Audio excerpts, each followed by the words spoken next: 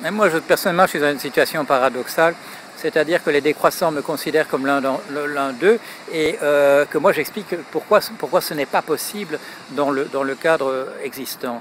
Pourquoi est-ce que je dis que ce n'est pas possible dans le cadre existant? Parce que je ne pense pas qu'on puisse appliquer un programme de type décroissantiste sans modifier de manière radicale la définition de la propriété privée dans nos sociétés.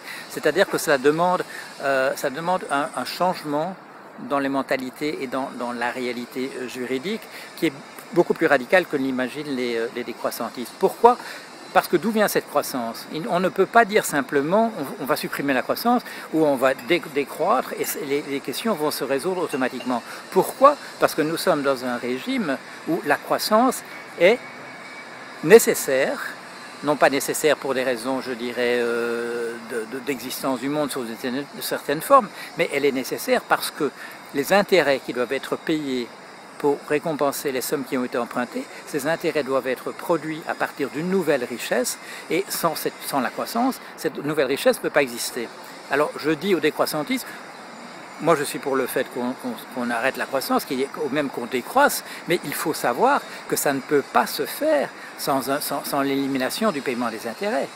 Tant qu'on est d'accord sur le principe de payer des intérêts, il faut savoir qu'il faut trouver cet argent-là quelque part. Parce que payer les intérêts, ça ne peut pas être simplement percevoir des sommes qui existent déjà. Ça existe dans un cas, c'est le cas du prêt à la consommation, où les ménages vont emprunter et vont rembourser à partir de salaires qui vont venir.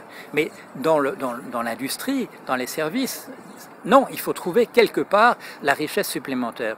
Quand on plante un grain et puis qu'on va, par du travail, des machines, des outils, on va produire à partir d'un grain, on va produire un épi où il y aura 20 grains au total, on aura créé un surplus de 19 grains. Ces 19 grains vont pouvoir être utilisés pour récompenser les uns ou les autres. Et dans le système où nous existons, le prototype de cela, c'est ce qu'on appelle le contrat 50-50, c'est un contrat de métayage où l'agriculteur qui produit cet épi, de manière classique dans nos sociétés, il n'est pas propriétaire de son terrain.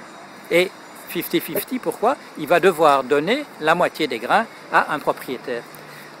On pourrait faire 100 si lui était propriétaire de son terrain. Il pourrait en faire 15 et ça suffirait amplement.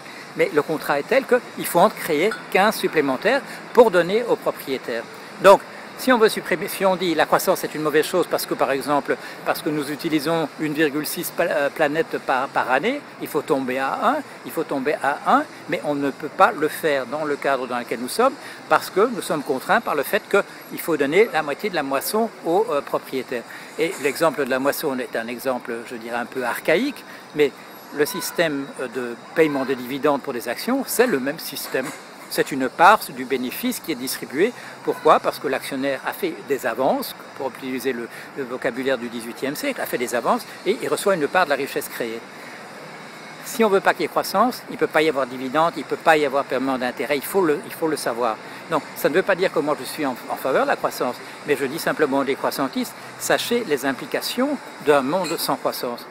Les implications, c'est qu'il va falloir convaincre les actionnaires qui reçoivent des dividendes qui n'en recevront plus, que ceux qui reçoivent des intérêts sur les sommes qu'ils prêtent qui n'en recevront plus non plus.